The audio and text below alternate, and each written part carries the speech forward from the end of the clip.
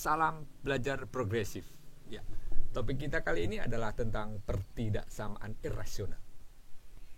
Bilangan irasional adalah bilangan yang tidak bisa dinyatakan sebagai rasio. Sesuatu dibagi sesuatu yang lain.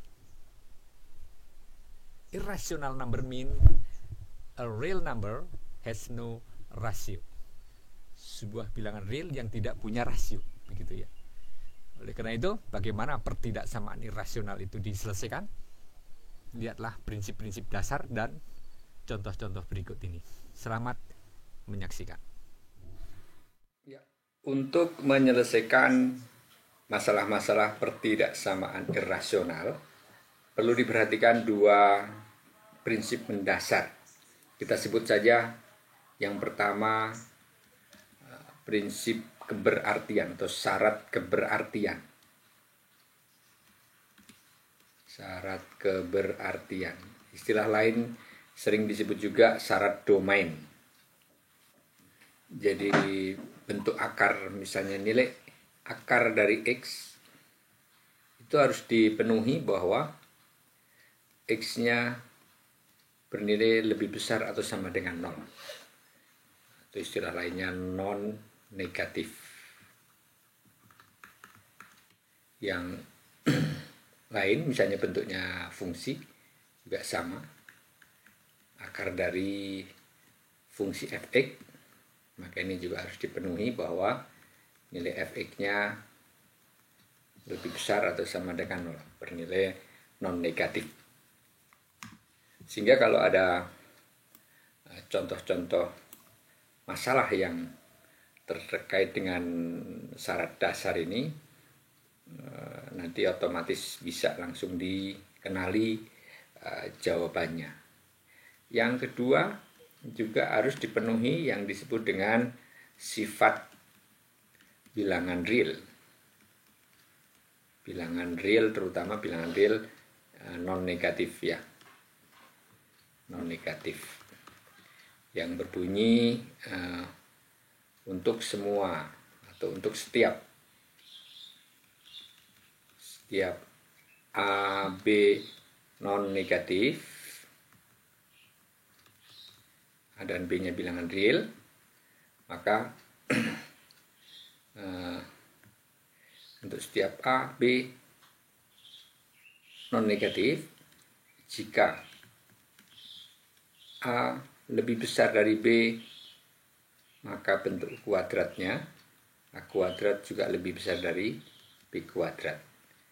Sebaliknya, jika A kurang dari B, maka A kuadrat juga kurang dari B kuadrat.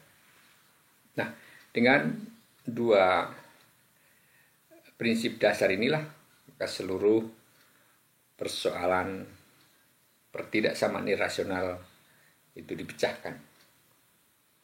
Kita ambil contoh, misalnya kita mulai dari yang sederhana. Contoh-contoh. Tentukan nilai X yang memenuhi pertidaksamaan. 1. Akar X lebih besar dari 0. Berapakah nilai X yang memenuhi? Untuk yang seperti ini kita terapkan prinsip yang pertama, syarat domain. Itu harus dipenuhi, X harus lebih besar sama dengan 0. Dan yang kedua, dikuadratkan, akar X dikuadratkan lebih besar dari 0 kuadrat. Akar X dikuadratkan jadi X lebih besar dari 0. Dari dua syarat ini baru dibuat kesimpulan, himpunan penyelesaiannya adalah yang memenuhi syarat 1 dan syarat 2, yaitu X dengan X lebih besar dari 0 tanpa tanda sama dengan. Contoh yang kedua, akar X kurang dari min 1 misalnya begitu. Syarat pertama, X harus lebih besar sama dengan 0. Nah, Tetapi karena ruas kanan bernilai negatif, sementara akar X itu bersifat non-negatif, maka ini terjadi kontradiksi. Maka tidak akan ditemukan nilai X yang memenuhi pertidaksamaan seperti ini. Ini tidak bisa dikuadratkan karena ruas kanannya negatif, sehingga himpunan penyelesaiannya bisa kita katakan langsung berupa himpunan kosong. Himpunan penyelesaiannya adalah himpunan kosong atau X anggota himpunan kosong seperti ini. Selanjutnya kita pilih nomor yang lain, nomor 3. Misalnya ada soal, tentukan nilai X agar akar dari 2X min 1 kurang dari X min 2.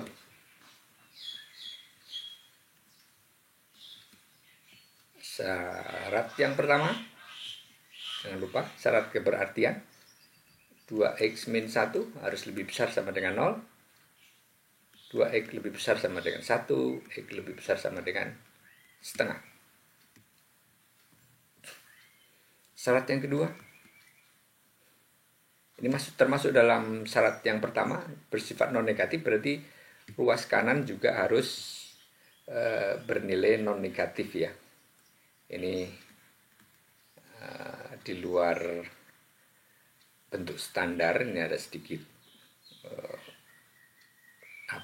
kompleksitas yang harus difahami, bahwa X min 2 ini juga harus bernilai lebih besar sama dengan 0 untuk bentuk soal seperti ini, sehingga X harus lebih besar sama dengan 2. Syarat yang kedua atau sifat bilangan real non-negatif, akar dari 2X min 1 dikuadratkan kurang dari X min 2 dikuadratkan. Sehingga ruas kiri kita peroleh 2X min 1 kurang dari X kuadrat min 4X plus 4. Kita pindah ke kanan semua ya, supaya koefisien X-nya tetap positif, 0, tandanya tetap kurang dari X kuadrat 2 pindah kanan jadi min 6X min 1 tambah 4, 5. Kita baca dari kanan, jadi X kuadrat min 6X plus 5 itu lebih besar dari 0. Untuk selanjutnya, berapakah nilai X-nya? Bentuk seperti ini harus difaktorkan lebih dulu. Kalau nggak bisa difaktorkan, ya gunakan rumus ABC atau melengkapkan kuadrat. Ini kebetulan bentuknya mudah, bisa difaktorkan. X yang dijumlahkan bernilai 6, berjumlah min 6, dan hasil kalinya 5, itu adalah X min 5 dan X min 1.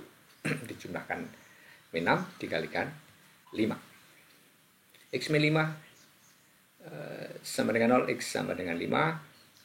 X min 1 sama dengan 0, X sama dengan 1. Jadi ini kita dapat batas-batasnya seperti ini. Kalau dalam pembahasan fungsi kuadrat, maka ini kurvanya berbentuk kurva terbuka ke atas. Kita bisa tes pakai beberapa nilai yang ada di rentang ini. Misalnya sebelah kiri 1 adalah 0, masukkan 0, 0 kurang 5 dikali 0 kurang min 1 dikurangi 1, min 5 kali min 1, jadi hasilnya positif. Bagian tengahnya akan didapatkan negatif dan sebelah kanan positif lagi. Sementara pertidaksamaannya mencari nilai yang lebih besar dari 0, sehingga ambil X kurang dari 1 atau X lebih besar dari 5. Ya, dari kedua syarat inilah, yang pertama dari syarat keberartian, yang kedua dari sifat kuadrat bilangan real. Karena banyak nilai, ini akan lebih mudah kalau kita buat garis bilangan supaya lebih tergambar. Paling kiri nilai paling kecil adalah setengah, sebelah kanannya ada 1, kemudian 2 dan 5. Dari syarat yang pertama, syarat keberhasilan X lebih besar dari atau sama dengan setengah. Kalau pakai sama dengan di arsir. Yang kedua, X lebih besar sama dengan 2. X lebih besar sama dengan 2. Kemudian dari syarat, dari sifat bilangan real dikuadratkan, X kurang dari 1 tanpa tanda sama dengan, dan X lebih besar dari 5. Ya. Dari kedua prinsip dasar ini kita peroleh nilai X yang memenuhi semua syarat adalah terletak di paling kanan, yaitu kita peroleh himpunan penyelesaian X lebih besar dari 5 tanpa tanda sama dengan. Misalnya kita ragu-ragu, bagaimana dengan nilai antara setengah dan 1? Bagaimana nilai antara 2 dan 5? Kita ambil saja misalnya antara setengah dan 1 ini 3/4. Kita coba substitusi ke sini. Bagaimana kalau dengan X nilai 3/4? Maka nilai 3/4 itu kalau disubstitusi ke dalam bentuk akar, dia tidak masalah, masih terpenuhi sifat non negatif. 2 dikali 3/4 menjadi 3/2, dikurangi 1 masih bernilai setengah, lebih besar dari 0. Tetapi di sebelah kanan atau di ruas kanan, 3/4 dikurangi 2 itu bernilai negatif. Sehingga kalimatnya akan berbunyi berapa kurang dari sesuatu yang bernilai negatif. Sementara di sini harus bersifat non negatif. Oleh karena itu ini tidak memungkinkan. Sehingga jelas jawabannya itu yang memenuhi seluruh persyaratan dari soal ini hanyalah nilai X yang terletak di sebelah kanan 5, atau X lebih besar dari 5. Demikian beberapa contoh tentang pertidaksamaan irrasional. Contoh-contoh lain akan kita bahas pada video selanjutnya. Diingatkan kembali bahwa untuk menyelesaikan pertidaksamaan irrasional, maka kedua prinsip ini harus diterapkan secara hati-hati, secara seksama, supaya tidak melanggar atau menabrak beberapa prinsip mendasar dari matematika atau sifat suatu bilangan. Sampai jumpa pada pembelajaran selanjutnya. Tetap semangat. Salam belajar progresif.